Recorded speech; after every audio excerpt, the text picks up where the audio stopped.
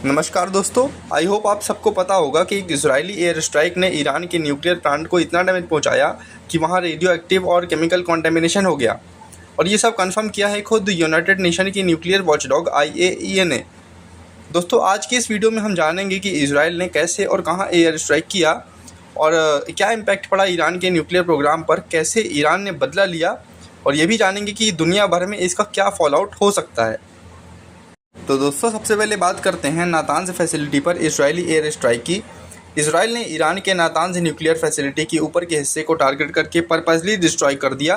हाँ, ये वही जगह है जहां ईरान यूरेनियम इनरिच करता है।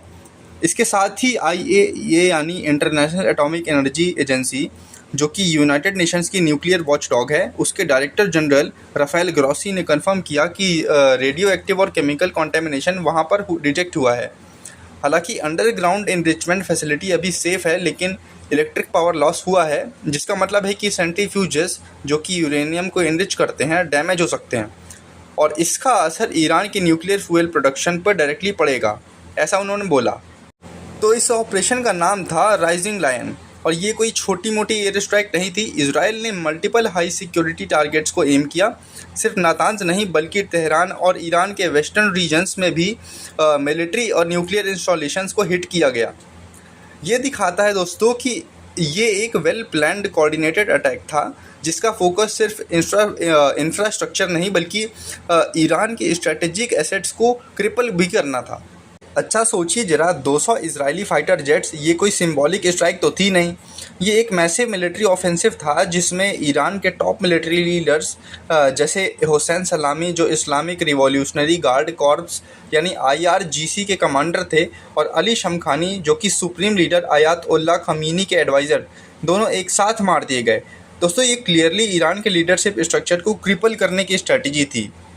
IAEA ने यह भी बताया कि नातांज के बाहर रेडिएशन लेवल तो स्टेबल है अभी तक, मतलब कोई इंटरनेशनल फॉलआउट तो नहीं हुआ अभी तक, लेकिन अंदर से कंटेमिनेशन डिटेक्ट हुई है, जो कि सीरियस बात है।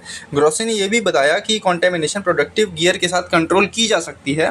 वो खुद ईरान विजिट करना चाहते हैं ताकि साइट का डायरेक्ट ऑन ग्राउंड असेसमेंट हो सके। ये एक डिप्लोमेटिक मूव भी हो सकता है, जहाँ IAEA चाह रहा है कि मैटर एस्केलेट ना हो और सब पार्टी शांति बनाए रखें।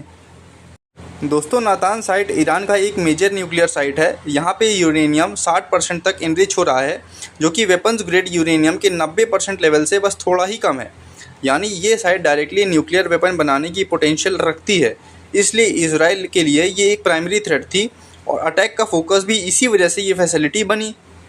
दोस्तों, नातांज के अलावा ईरान के और भी न्यूक्लियर साइट्स हैं, जैसे फोर्डो और एस्फहान को भी डैमेज हुआ। फोर्डो एक हैविली प्रोटेक्टेड साइट है, एक पहाड़ के अंदर बनी हुई है, जिसे एयर स्ट्राइक से डिस्ट्रॉय करना मुश्किल ही है एक तरह से। तो IAEA ने रिपोर्ट किया कि एस्फहान फैसिलिटी, जहां यूरेनियम कन्वर्जन और फ्यूल प्रोडक्शन होती है, वहां भी कुछ स्ट्रक्चरल डैमेज तो अभी हुआ है। तो ईरान के ऑफिशियल्स इस डैमेज को डाउनप्ले कर रहे हैं, लेकिन ग्रॉसी की स्टेटमेंट से तो ये लगता है कि सिचुएशन काफ़ी सीरियस है। ईरान की एटॉमिक एनर्जी ऑर्गेनाइजेशन ने बोला कि कंटेमिनेशन सिर्फ अंदर तक लिमिटेड है और पब्लिक हेल्थ पे कोई इम्पैक्ट नहीं होगा। उनका कहना है कि फैसिलिटी जल्दी ही ऑपरेशनल हो जाएगी, लेकिन ये तो पॉलिटिकल डैमेज कंट्रोल भी हो सकता है, क्योंकि अगर सच में यूरेनियम सेंट्रीफ्यूजेस या फ्यूल सिस्टम डिस्ट्रॉय हुआ है तो ईरान के न्यूक्लियर प्लांट्स को काफ़ी बड़ा सेटबैक लग सकता है। भाई, ईरान ने भी जवाब दिया, और वो भी मिसाइल्स और ड्रोन्स के जरिए। 100 से ज़्यादा ड्रोन्स इसराइल की तरफ भेजे गए और मिसाइल्स ने नदर्न इसराइल और गोलान हाइट्स को टारगेट किया। वहाँ एयर रेड साइरेंस बजने लगे इसी वजह से, और लोगों को बंकर्स में जाना पड़ गया।